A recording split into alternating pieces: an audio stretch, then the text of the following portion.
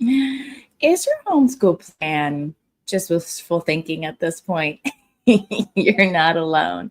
But today, I'm going to give you 3 simple hacks that will help you stop spiraling and start planning your homeschool year strong. Before we dive in, I've got something to make it even easier for you, which is my homeschool routine builder. It's a quick printable to help you sketch a rhythm that actually fits your real life, not Pinterest perfection. So grab it below. It's the first thing in the description, and it pairs beautifully with the strategies I'm about to teach you. And if you haven't gotten your hands on my brand new book, Overwhelmed, Homeschool Mom's Peaceful Plan for blah, blah, blah. Do I even know my title? A Homeschool Mom's Rescue Plan for Peaceful Routines. Go ahead and check it out now. The link is also in the description. This is going to be a lifeline for you as you plan. We just hit #1 in homeschooling on Amazon, and moms are telling me it's like having their minds and hearts read. I'll share more on that a little later, but go to Amazon and now, if you're ready to stop drowning and finally create a plan you can actually stick to. So here's the truth. Most of us either start the homeschool year in either like full on panic mode, and we're like, let's cram it all in, or we freeze and procrastinate. And then we're like, I hope it all comes together. But deep down, we all want to enter this year feeling steady. None of us are like, it has to be perfect. Like we know that's not going to happen, but we do want to be confident. And so these 3 hacks I'm about to share with you will help you build a plan you can actually stick to without the mom guilt, the overscheduling, or burnout by week 2. So let's go ahead and get into it. So if you're just joining me, this is Coffee and Calm with Amanda, where we have a real talk for homeschool moms who crave coffee, peace, and permission to break the rules. And I'm going to get into the hacks right away. But if you're joining me live, or even if you're catching the replay, I really want to hear from you in the comment section. If you're having an aha moment, or if there's something I say that really resonates with you, you say me too. My heart for this segment, Coffee and Calm with Amanda, is for it to be interactive. Like you're doing laundry, you're listening, you're making breakfast, you're just, listening in, and we're taking it at a pace that's easy to absorb while you do other things. Now, the first thing we are going to do, our first hack, #1, is to reflect. We're going to reflect, but first I will have a sip of coffee. Now, I will be upfront. I'm not an auditory learner. So it's so funny when people ask me, oh, what podcasts do you listen to? And I'm like, I can recommend podcasts with really good people, but none that I listen to because I'm not an auditory learner. So if it were me on the other end, even though what we're about to walk through are just very simple, easy steps, I'd be like, I have to take notes. That's the only way I survived any kind of like traditional school was I already knew how to take notes. So if you're a note taker, what I'm going to suggest you do, I want you to grab a notebook and a pencil. But you can also just do this in your mind as you fold laundry or you're out on a walk. And why we want to tap into reflecting, because if we don't know what worked last year, we'll never know what to repeat. We'll never know what to really work into our plan. And so you can reflect as I kind of guide you through it, or if you are a note taker like me, get out a journal, it'll help you focus. Oh man, I don't know about you. I'd love to hear what kind of learner you think you are in the comments. And I actually think this is really important. This is not just really important, like it's essential for us as homeschool moms to know what kind of learner we are, because it's important to know how we learn is going to be different from how our kids learn. And if I can honor my learning style and my kids' learning style, that's like a win-win for everybody. But I've got some real strong auditory learners. Like they just have to read out loud to themselves and they learn the information. I'm like, that's nice. That's how I feel, because I have to like really focus if I am listening to information. So I think it's really important for us to know what kind of learners we are. So I'd love to hear from you in the comments what kind of learner you think you are. There's auditory, there's visual, there's reading, writing, and then there's kinesthetic. And kinesthetic is like the mover, the shaker, maybe the fidgeter, and you don't sit still well. So I'd love to know out of those four, which do you think you are? For me, I'm definitely a visual learner and I'm definitely a reading, writing learner. Um, I could also be very, like, kinesthetic does help. It usually helps a lot of people, but my primary way I learn is visual. And then it's a combination of reading, writing, and kinesthetic. I mean, in growing up, I was homeschooled. So we'll get into the hack in just a minute, but this is important. Growing up, homeschooled, everything I did, like I had to be a mover and shaker. I was a very kinesthetic learner, and I'm actually very body smart. So that also plays into it. But when I entered high school, the only way I survived, like there wasn't a lot of visuals. There was a graph bar here and there. There wasn't a lot of visuals. So for me, in order to survive high school, do well in high school, I didn't survive high school, do well in high school and do well in college, I really had to have strong reading, writing skills. And so I have those strong skills, but it's definitely not my preferred way. I'd like to do it and I'd like to see it. That's if I'm, thinking through it myself, even like I'm having this conversation with you, I'm realizing, oh yeah, I'm more visual and kinesthetic, but I had really strong reading, writing skills because that was the only way I did well. So, okay. I'd love, again, if you're catching the replay, okay, great. Auditory learner. I listen. Oh, it's so cool. Yes, of course. Good morning, Rachel. Yes, I definitely would agree. Hi, Holly. You're more of an auditory learner. Both of your kids are different. My son is hands-on, daughter's more visual. It's so fun to see how different our kids can be and then to learn. I think one of the coolest things about being a homeschool mom is you finally get to learn yourself if you never had the opportunity. And so thank you so much. I'm so happy I've got you ladies live. All right. Fabulous. And again, catching the replay, you're totally fine. Now let's get back into the hack because it's really important that we reflect, thinking about this past homeschool year. Maybe it was your first year, maybe it was, your fifth year, but it's important for us to reflect on the last year because our kids, they grow so fast. I think it's actually important for us to reflect weekly.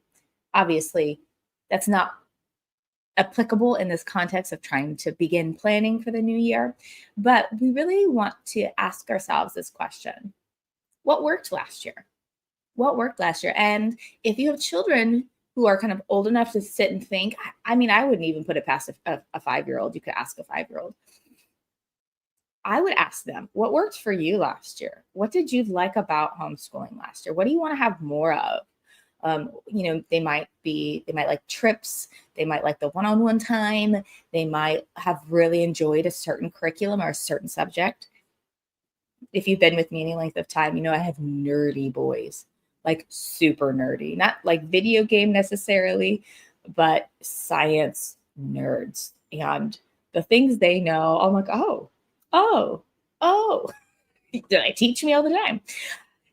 With that, it's important that I know as I go into plan this next year, okay, well, every year we get to have a really solid science curriculum. Even though science was never my jam, it's important for my boys to have a science curriculum that is robust because they just devour it.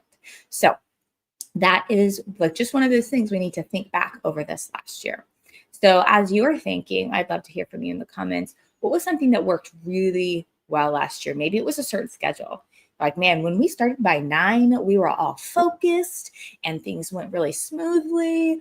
Or, think back over this last year and ask yourself what worked really well. And once we've done that, I want to encourage you to like bullet point this out, have conversations with your kids, right? This could be a writing project for them. Great idea. Get them back into handwriting if they haven't done it all summer. So, but definitely connect with your kiddos over this. So type in the chat one thing that worked last year, and then we want to move on to thinking about what didn't work. what didn't work last year. Now, before we leap off and make this super long list of all the things that didn't work last year, it's very normal that this list is going to be longer than the what worked last year list. And this is actually, this concept of reviewing what worked and what didn't work came from my book, Overwhelmed. And I talk about the weekly tweak in here.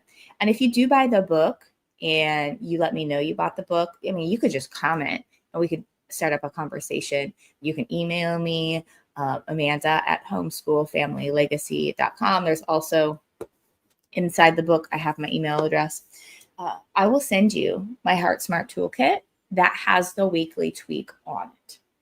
And this is a process that I actually teach my clients in 60 days to consistency to really hone in on, because when we tweak things weekly, oh man, that's like exponential results. Obviously, that's not what we're doing here again, but the concept is based on that. So we want to review what didn't work this last year. What didn't work this last year? And for me personally,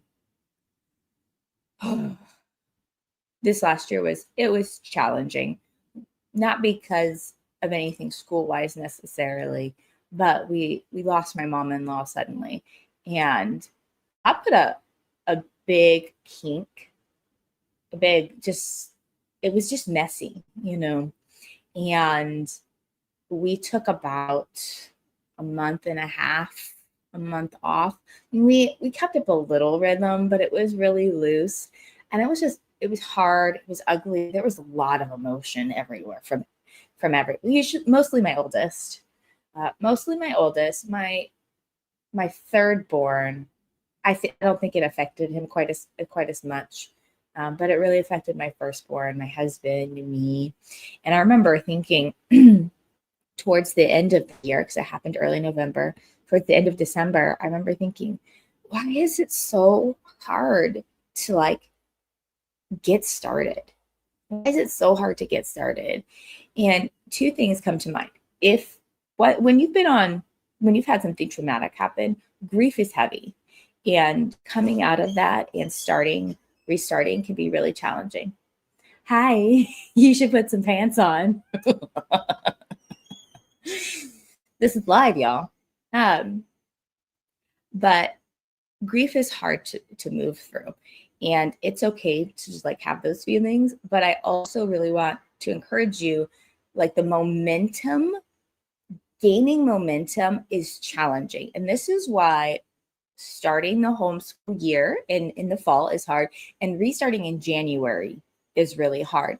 It's like if you picture a steam engine that's stopped on the tracks. In order for it to get going and get the momentum of, you're going to get through the maze? Cool. I get through the momentum of moving fast with speed behind it. It initially goes and it's staying in one spot.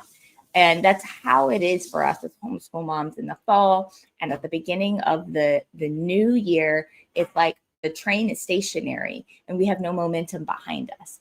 And so it can be very challenging to restart, especially if you want a more rigorous schedule, which is very much why I recommend a slow start. But that momentum, you got to ease into it. If you haven't kept any homeschool routine up, which is fine, it's what some families need. And so you've got to have grace for yourself though, and understand I can't even remember probably one of Newton's laws, right? So an item in motion will stay in motion, but an item that's stopped is going to stay stopped. So it takes a bit of grit, a bit of effort to get the train moving. So let's see here. Awesome. I'd love to hear from any of you who are live with me. I'd love to hear from you, and just put it in the comments. What didn't work this last year? You're like, I don't want to repeat that, which is an entirely another reason why we want to reflect on last year. Nobody wants to have the same problems again. Why would we do that? So we are creatures of habit though, and we repeat patterns in our life, and we have to be very intentional about interrupting those patterns. And so You got to think about, okay, what do I not want to repeat next year? Let me write that down so that as I get ready to plan like a strong homeschool year, I'm I'm sure of what we're not repeating. So I'd love to hear from you, ladies, in the comments. What's something you are not repeating from last year? All right. Let me just look at my notes. All right. So basically, and I'm thinking about this, like a steam engine in motion, starting to plan is, again, you're going from zero. And essentially, as homeschool moms, we like want to be a Ferrari. We'll be like, I want to be 0 to 60 in 3.5 seconds. Like, I don't know how fast a Ferrari is, but that's kind of our expectation. Like, I'm going to sit down and this plan's going to be done. And we're going to start it tomorrow. And we expect that. And then we're like, whoa, that's not very realistic. But let's still try. Sometimes our expectations are very, very tricky. So what the next hacks that I'm going to be sharing with you aren't necessarily like the planning. They're pre-planning. They're what you're going to do so that you can plan a strong homeschool year, and reflecting so that you know what you want to weave in, what worked and what didn't work, and what you want to avoid. These are essential as you go to plan, right? Because you might completely forget, oh yeah, that crustacean unit, so-and-so did not like that. And then as you go to plan 6 months later after it flopped, they're like, oh, let's finish that crustaceans unit. And you just don't remember because life, y'all, life. So it's okay. We're going to plan strong. Alrighty. Let's take a peek. Okay. Next hack, start with school supplies, right? Again, we're not like actually like planning, but this is a really good hack to like get the planning juice starting to flow, like the choo-choo train going. That's going to be our thing today, choo-choo train. All right. So we want to start with looking at our homeschool supplies. And, we're not going to look at the calendar. We're going to start with the pencils. Because one of the things that I've noticed is, number one, starting to plan can feel like just a slog. And it's like there's a lot of resistance built up, and you're like, right? Say me too, if that's how you feel about planning sometimes.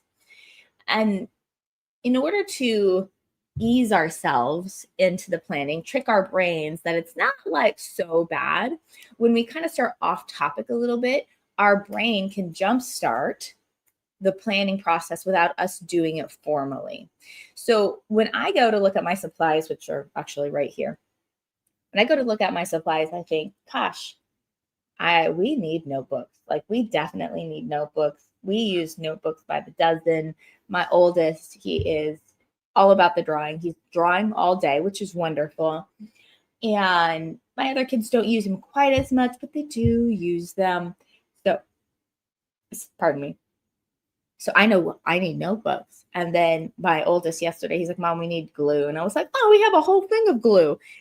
And to be fair, I bought that thing, like a big package of glue, like 5 years ago. And he's like, Mom, they're all dry. I said, oh, okay. Well, let's get some new glue.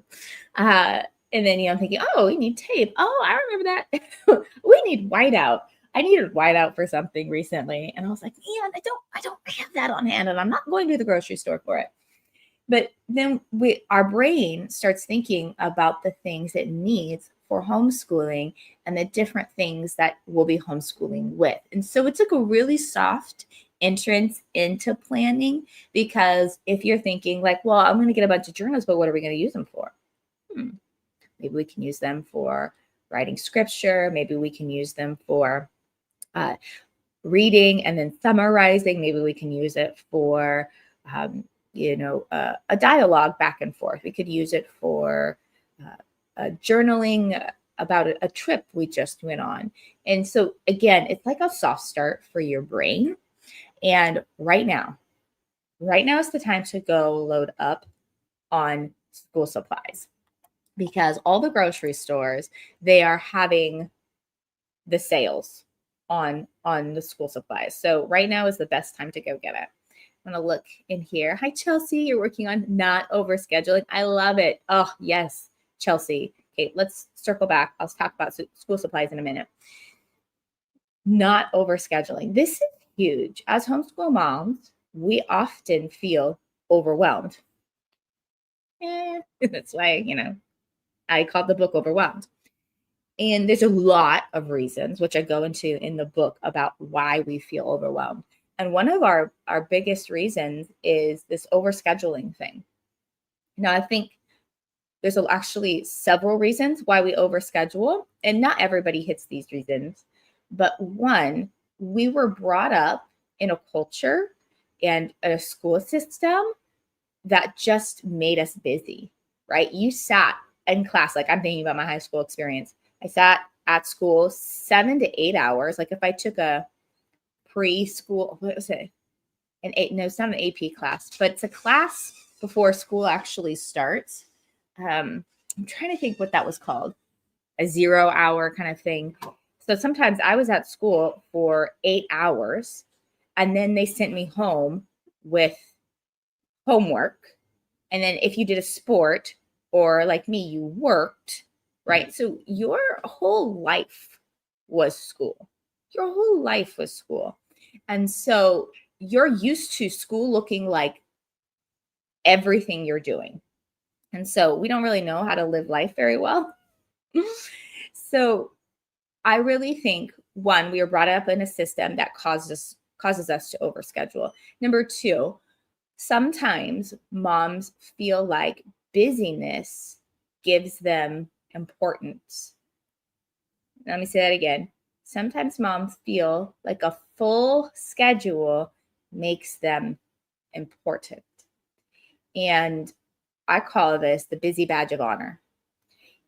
And now I don't even like to say our life is busy. Our life is full right now. It's usually full. That's, again, because of me. But I would get satisfaction out of being like, oh, I got to take so-and-so to this. And then we've got this scheduled. And they've got, oh, I can't do that. I'm so sorry. I'm too busy. And it's not like I thought about it in my head that way, as if like I'm important because I have things to do. But when I sat down and got real with myself, I'm like, why do I keep filling our schedule? Why do I keep doing that? Like, I'm stressed out. Why would I do that? And it's because it made me feel important. In a season, I felt unseen and unimportant. Right? When you're at home with little babies all day and you don't see another adult for hours and hours, and maybe you don't even see an adult in a day, you feel very unseen. So if you are seeing that in yourself, right, I'm not going to overschedule, I think that's great.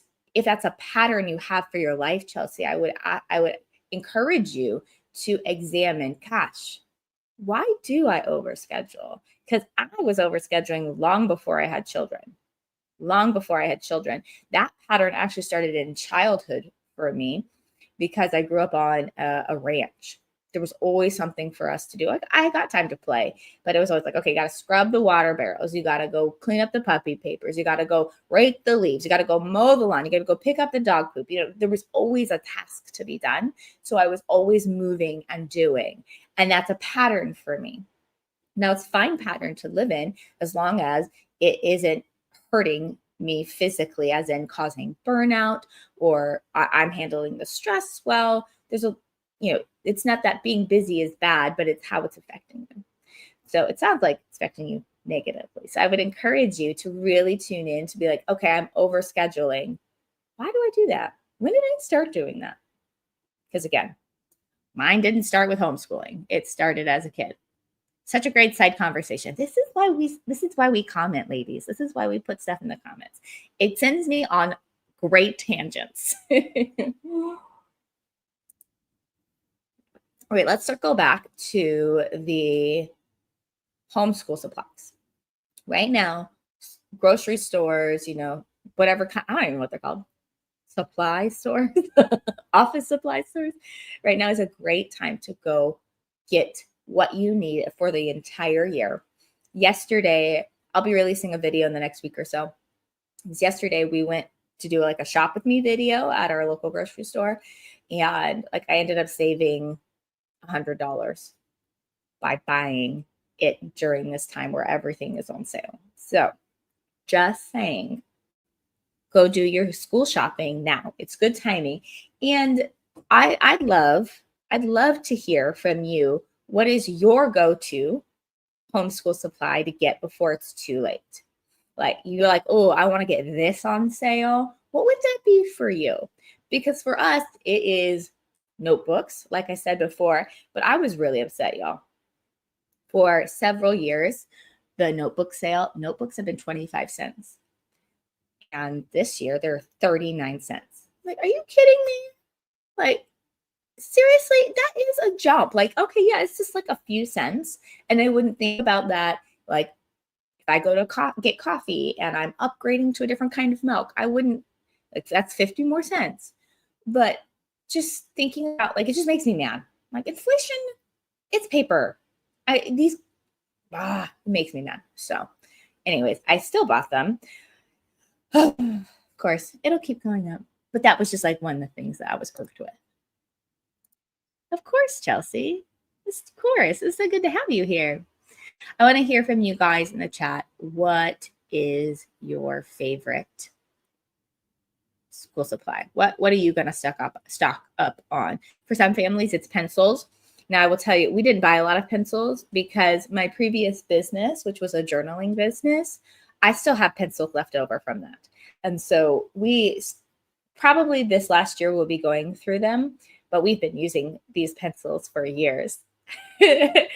So, maybe for you, it's pencils. I buy, let me show you this really quick. I did not get this at the grocery store. I buy this on Amazon. So just a sec. As a former person who taught art, these erasers are amazing. Talking about school supplies, you can get them individually. These erasers are amazing. I bought this big box. I can't remember how much it was, but it was pretty cheap, right? This one eraser or 3 erasers is a couple bucks at the grocery store, but you buy it on Amazon. And I mean, it's so small. Like if it was giant, it would be a problem. But I just keep this in a little bin in our school supplies. And this will last us for a while. And we use a lot of erasers. Okay. Put that back.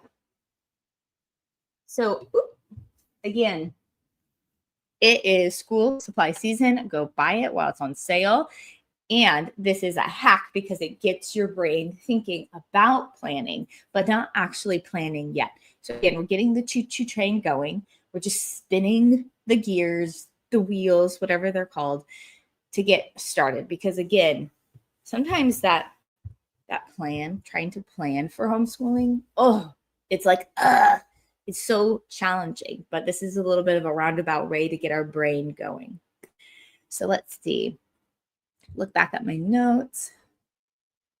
Okay, we're going to talk about curriculum real quick. Not real quick. We're going to talk about curriculum because obviously, as we get ready for the homeschool year, curriculum is probably the most overwhelming piece of homeschooling. There is so much curriculum out there, and there's so much for free too. Give me a sec. Oh, I didn't fill my water up. Now, there is a lot of curriculum out there that is free and decent, but I do not personally like free curriculum. There is lots of curriculum that is moderately priced. That's amazing. And then there's curriculum that's expensive and amazing. But I'm not a huge fan of free curriculum and trying to hodgepodge things. And so I don't know. That's not in my notes.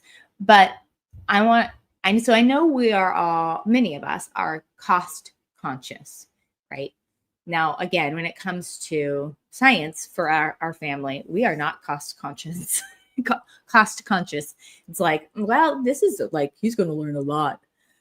All right, that's a big price tag, but it is worth it. So science, we spend more. But everything else, we do keep it on the lower end.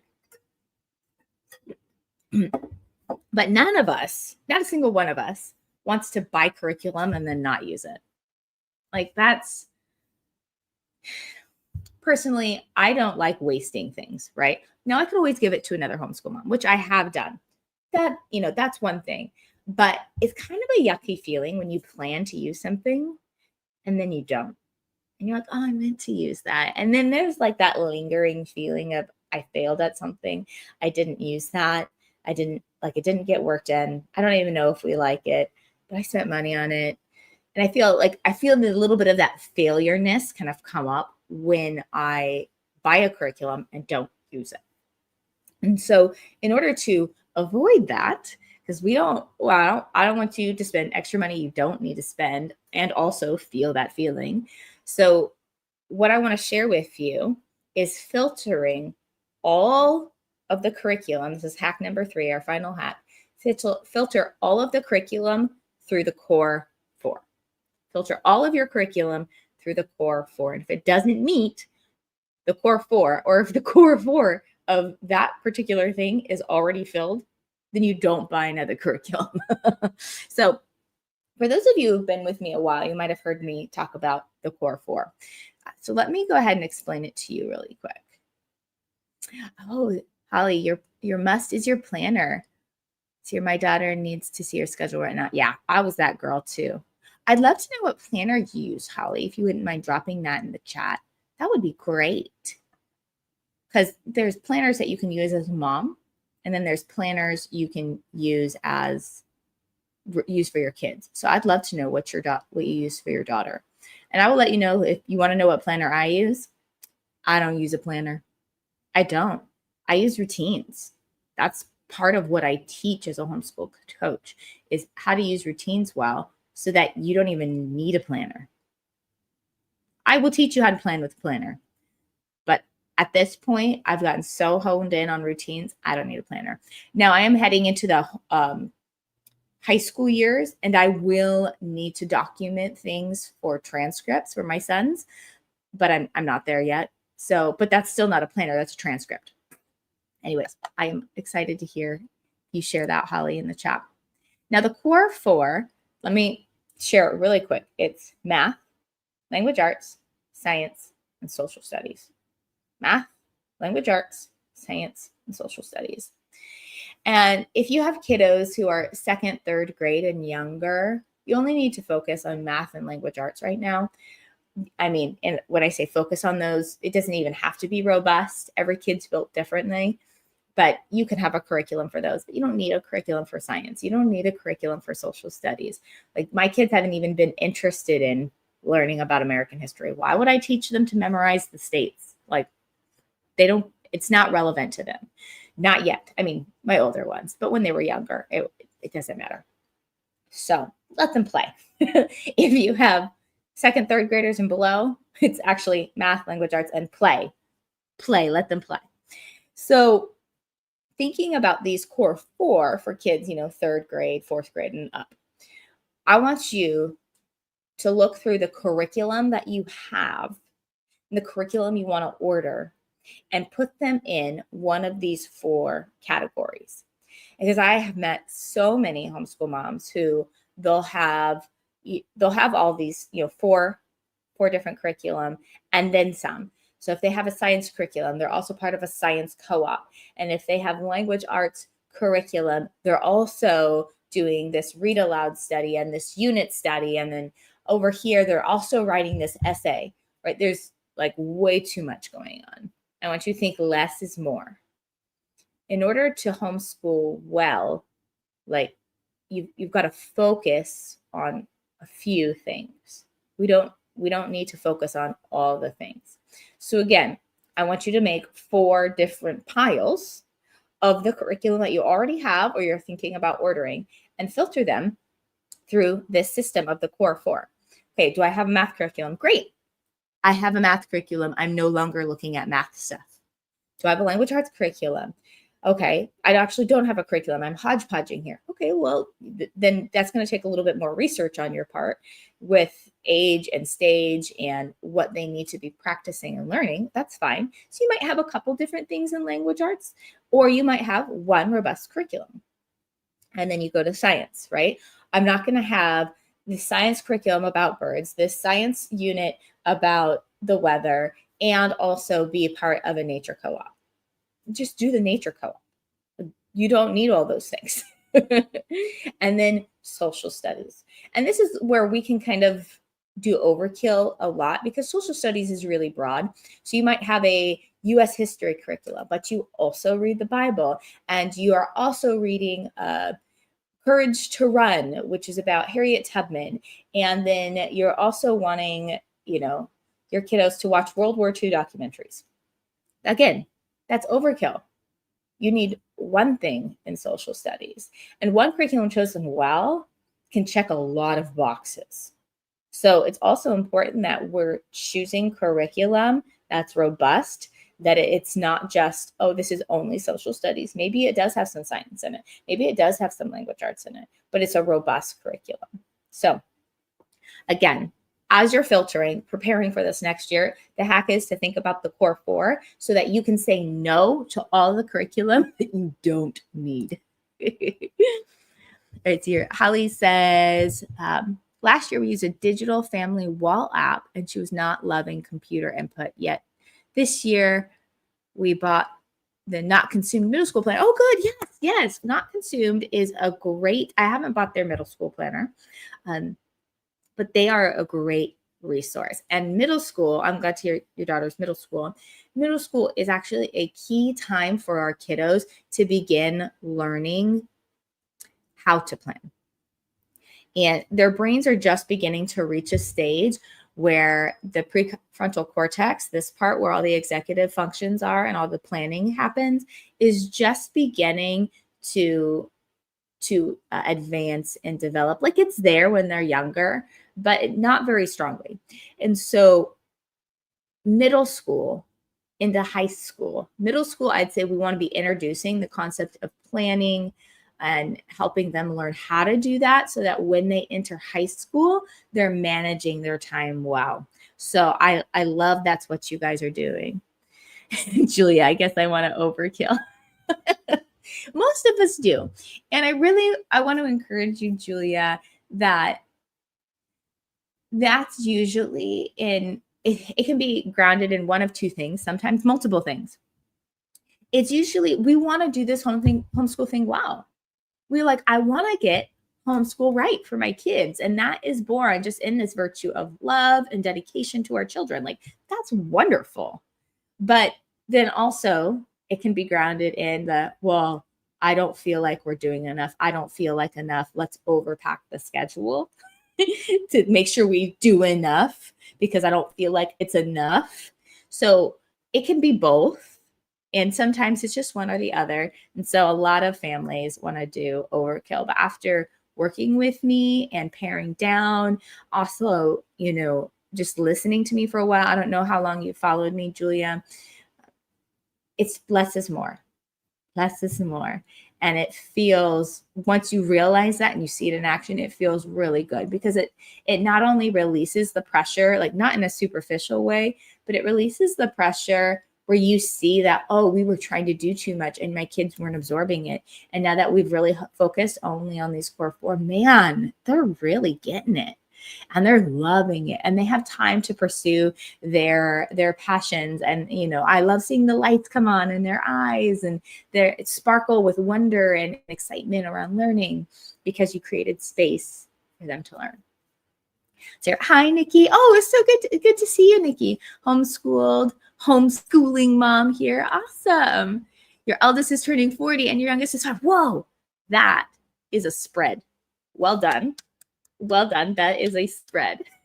I love that. Sounds like you were homeschooled and you are homeschooling. Well, it's wonderful to have you here. Paring down is the best advice. Thank you. Yeah. And you ask so many well, seasoned homeschool moms, they're going to tell you the same. Actually, I had this interview last week with Tiffany Hernandez from the Ultimate Homeschool Podcast community. And it was so funny how she put it. She's like, I just needed a mom to tell me to put down the curriculum. No one's going to die. Because she needed to go through the process of deschooling herself and deschooling her kids. And I have the interview on my channel. It's, what is this? What is that one about? It's the one with Tiffany Hernandez. I recorded it last week, but it was so funny. Oh no, I think it just aired today, maybe yesterday, but it's just so funny. It was like, put down the curriculum, like it was a weapon you were going to use to hurt somebody with. It was so funny the way she said it. Monsieur Julia, we did a three co-op days last year. I'm thinking of only doing one. And yeah, co-op can be really great. It can be awesome. And there are, micro schools popping up where you drop your kid off, 3 days a week and you homeschool 2 days a week. There's a lot of different hybrid models really surfacing. But if these are 3 different co-ops on 3 different days, that's a little bit of a different story. And there's one thing to be said of making sure your children are socialized and another thing to be overcommitted.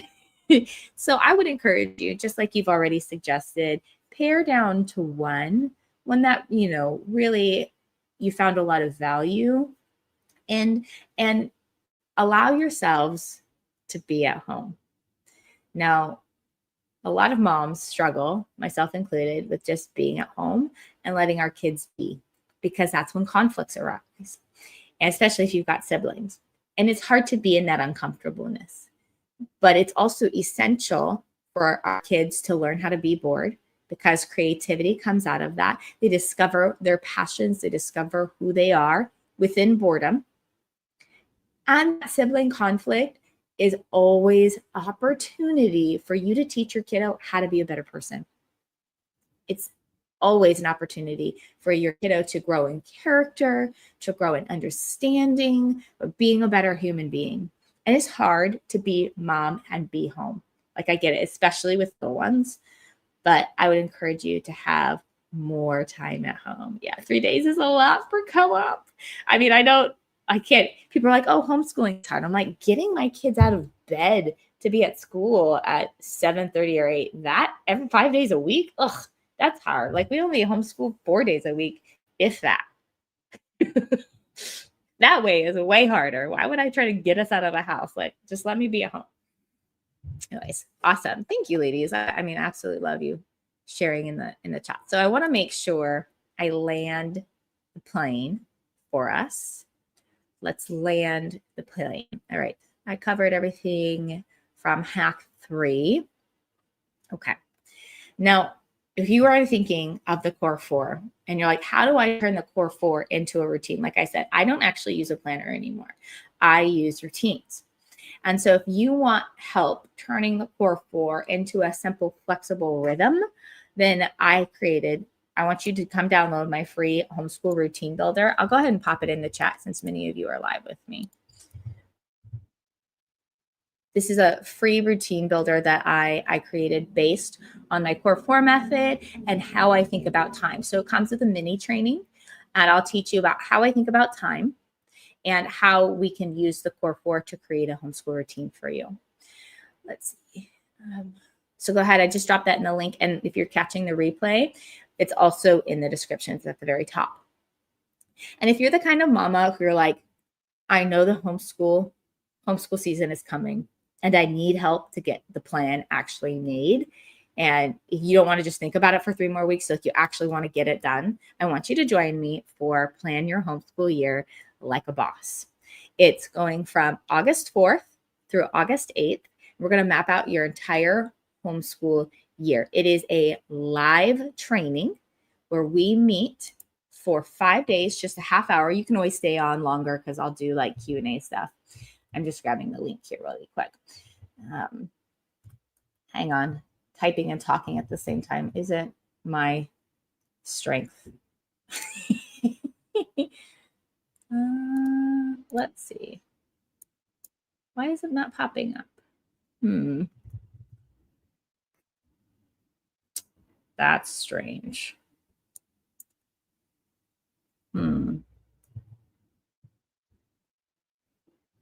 It's not working.